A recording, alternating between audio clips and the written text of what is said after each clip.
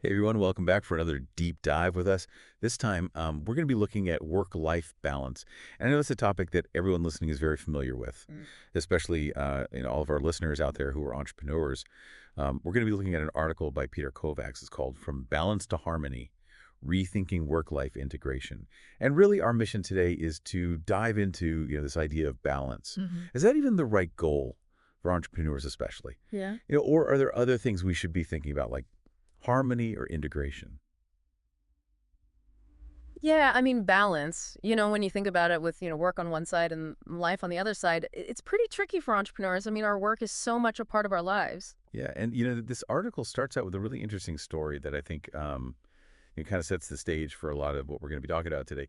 Kovacs talks about his son, his young son who wants to be a firefighter. Hmm. And the son is so surprised to find out that firefighters don't make as much money as people who work in offices. Hmm. Because to him, fighting fires is so much more valuable to society. It's such a good anecdote Yeah. because it really gets at this question of like, why do we work? Is it just for the money Hmm. or is there something more to it? Yeah. And Kovacs goes on to talk about Barry Schwartz, and Schwartz has done a lot of research on, work and motivation. And he kind of turns this idea of the lazy worker on its head, the stereotype that we all have in our minds. Schwartz is saying, if we design jobs assuming that people are lazy and we have to constantly, offer incentives and things, then that's actually going to lead to jobs that are just soul crushing. And it's actually going to make people less motivated. Yeah, and I think for entrepreneurs, we have kind of a leg up there because so much of what we do is driven by passion. It's not just about a paycheck for us. But Kovacs also points out that for entrepreneurs, even thinking can be work. I mean, we're always generating ideas and, strategizing, Yeah. problem solving, even when we're supposed to be off. Oh, yeah, for sure. Yeah. It's like we're always on. It makes you wonder if balance is even possible. Yeah. And so Kovacs talks about, instead of thinking about this balance, maybe we should think about harmony. And he talks about Jeff Bezos. And Bezos prefers this idea of work-life harmony, where, success in one area of your life kind of fuels success in the other areas. Like if you're feeling good about your work, you're going to be a better parent and vice versa. Yeah, for sure. I mean, when I'm feeling overwhelmed with work, it definitely affects my personal life. Yeah, absolutely. Yeah. And Simon Sinek takes that idea even further with this idea of integration, where work and life aren't so rigidly separate. He says, why not work out during the day? Or, have dinner with your family instead of, cramming it all into after work hours. Okay, but, I have to say, as an entrepreneur, just finding time to eat lunch can be a victory some days. How are we supposed to, fit in workouts and family dinners too? It's a good point. And Kovacs talks about some, practical ways to actually make this work, even for busy entrepreneurs. Like he says, we need to reframe how we think about rest. We think about rest as unproductive or like something we only do when we're totally burnt out. But Sinek says that rest is actually essential for our energy and creativity. We need to make it part of our routine, not just something we do on the weekends. So we're not just waiting till we're totally running on fumes. We're actually, Hmm. scheduling in breaks and downtime. Exactly. Sinek even says, take duvet days, like whole days off just to recharge. And don't feel guilty about it. Okay, I love that idea. But, as an entrepreneur, scheduling a whole duvet day might take some serious planning. True. But even if you can't take a whole day, Kovacs says we should try to treat our weekends like mini vacations. So, like, actually disconnect from work Hmm. and, do things we enjoy without checking email and, all that. Exactly. Those mental breaks are so important. So you can come back to work feeling refreshed and focused. Which brings us to another key strategy, setting boundaries. Ah, yes. Boundaries. Yes. The holy grail for entrepreneurs. Right. And Kovacs has some simple but powerful suggestions. Like instead of saying, slack me anytime, try saying, call only if it's urgent. Okay, yeah, that's a good one. It's about being more intentional. Exactly. And that ties into Sinek's idea of scheduling personal time into your workday. Like block out 30 minutes for a walk or an hour for dinner with your family, just like you would schedule a meeting with a client. So it's not about separating work and life. It's more about how they flow together. Yeah, it's more flexible Yeah. and I think more realistic. For sure. Kovacs also talks about asking for more time when you need it, which can be tough. As entrepreneurs, we're supposed to hustle all the time and, meet these crazy deadlines. Yeah, it's hard to push back. But Kovacs says it's okay to negotiate more realistic deadlines and, prioritize your own well-being. Yeah, but that takes a lot of trust. It does. You have to be transparent with your clients and your team. Hmm. Kovacs says, don't be afraid to say you need time off. Don't pretend to be sick. Be honest. Yeah.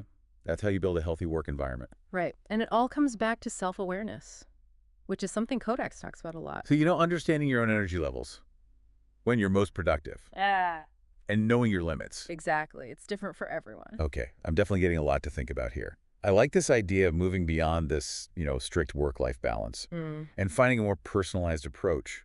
But how do we actually apply this, especially as entrepreneurs? Yeah, that's a great question.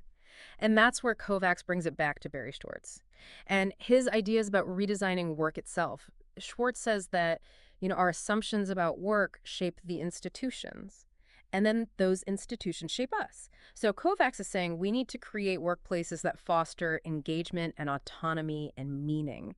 Especially for entrepreneurs, those are things that we value. Yeah, for sure. I mean, those are a lot of the reasons why we start our own businesses, right? Right. We want more control over our time.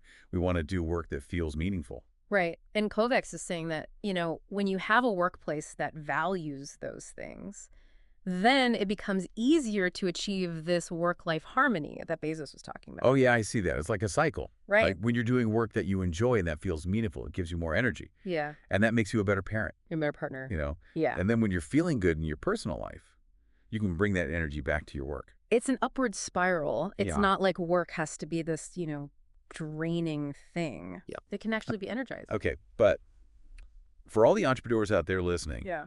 who are feeling overwhelmed right now, and they can't even find time for themselves, what's the first step? How do we even begin to move towards this, work-life harmony? Well, I think Kovacs is right when he says that self-awareness is key. Yeah. Understanding your own energy levels and when you're most productive and knowing your limits. Okay, so figuring out when you need to take a break. Yeah. And what are your non-negotiables? Exactly. Okay. Once you have a sense of those things, then you can start to design your workday and your week to support your needs. Yeah, that makes sense. If you do your best work in the morning, then schedule your most important tasks for the morning. Okay. Or if you need a walk in the afternoon to clear your head, then block off time for that walk. Yeah, and maybe start saying no to more things. Exactly. To things that drain your energy. It's about finding what works for you. Okay, so it's all about experimentation. Yeah. It's personalized. Yeah. There's no one right answer. Okay, I like that. So we've talked about, the big picture stuff and some of the strategies, but are there any practical tips that Kovacs talks about that you think would be helpful for entrepreneurs? Yeah, there are a few things that I think really stand out. He talks about how we need to reevaluate our relationship with busyness. Oh, yeah. As entrepreneurs, we tend to wear busyness as a badge of honor. It's like a status symbol. Yeah. So busy. But Kovacs is asking us to, step back and ask, is all this busyness really productive? Or is it actually self-sabotage? Yeah, I've definitely been there. Sometimes we get so caught up in doing all the things that we don't actually stop to think if we're doing the right things. Yeah. He also talks about the language that we use. Yeah. Instead of saying, I don't have time for that, try saying, that's not a priority right now. That's a good one. It's a subtle shift, but it helps you to reclaim control over your time. Yeah. It's about making conscious choices. Exactly. He also talks about embracing imperfection. Ooh, okay. This one's a little tough for me. Right. Because as entrepreneurs, we're often perfectionists. Yeah, always striving for, excellence. Yeah. But Kovacs is reminding us that it's okay to let go of that need for perfection. Okay, in both our work and our personal lives. Yes. I'll have to work on that one. And he also says, celebrate the small wins. Oh, yeah. As entrepreneurs, we're always focused on the next big thing. Yeah, what's the next milestone? But it's important to take the time to appreciate the small victories along the way. Yeah, it's easy to forget about those. And he also talks about the importance of having a supportive network. Yeah. Surrounding yourself with people who understand the challenges of entrepreneurship. Yeah, that's so important. It's so valuable to have that support. Yeah, you need people who get it. And finally, Kovacs reminds us that this journey to work-life harmony, it's not a destination. It's a process. Yeah, it's ongoing. There will be times when you feel more balanced than others. And that's okay. It's not a race. Right. Be patient with yourself and embrace the imperfections along the way. This has been really insightful. I'm really starting to see how these concepts of harmony and integration can actually be put into practice, Mm. even for busy entrepreneurs. I think Kovacs provides a really valuable framework Yeah. for rethinking our approach to work and life. Okay, so we've talked about the theory, and we've talked about some practical strategies, but I'm curious, are there any real-world examples, like companies that are actually doing this? Yeah. And, making it work? Yeah, there are some really interesting examples out there of companies that are putting these ideas into action. Yeah, I'd love to hear about some of those. Well, one company that comes to mind is Basecamp. They're famous for having a 4-day work week during the summer, Oh, wow. and they encourage their employees to take sabbaticals after they've been with the company for 3 years. That sounds incredible. Yeah, they've found that it really, helps with productivity and creativity and just overall employee satisfaction. Yeah, I bet their employees are super happy. They are, and it shows that, you can prioritize employee well-being without sacrificing business success. Yeah, it's amazing to see companies like that, Kind of pushing the boundaries. challenging the status quo. Right. Are there other companies like that? Yeah. Another good example is Buffer. They're totally transparent with their salaries, and they have a remote-first work culture. So, like, their employees can work from anywhere? Yeah, and they really emphasize mental health and well-being. Oh, wow. They offer resources, and they encourage their employees to take time off when they need it. Yeah, it sounds like they're really living these values. Yeah, it's not just talk. It's baked into their culture. Okay, so it seems like there's a real shift happening. Like, more and more companies are realizing that work-life harmony is important. Yeah, I think so. And it's not just tech companies either. We're seeing this in all kinds of industries. Well, that's good to hear. But I also want to acknowledge that, not every entrepreneur has that much control over their work environment. Right? Like, what about entrepreneurs who are just starting out? Yeah. Or, who work in more traditional settings? It can be tough. Yeah. But even small changes can make a big difference. So, like, even if you can't have a 4-day work week right now, or, work remotely, you can still focus on, taking breaks and setting boundaries. Remember what Kovacs said about self-awareness? Yeah. Figure out what you can control and focus on that. So it's about taking ownership of your well-being Yeah. and making conscious choices. Even within the constraints of your current situation. Yeah. And then as your business grows, you can start to incorporate these principles into your company culture.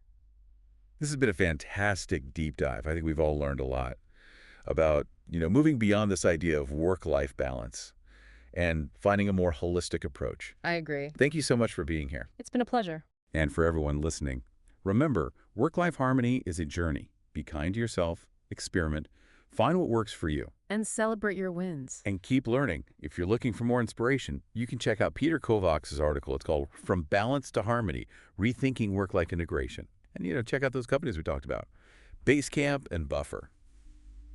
All right, that's it for today. Thanks for joining us. Until next time, keep diving deep and keep thriving.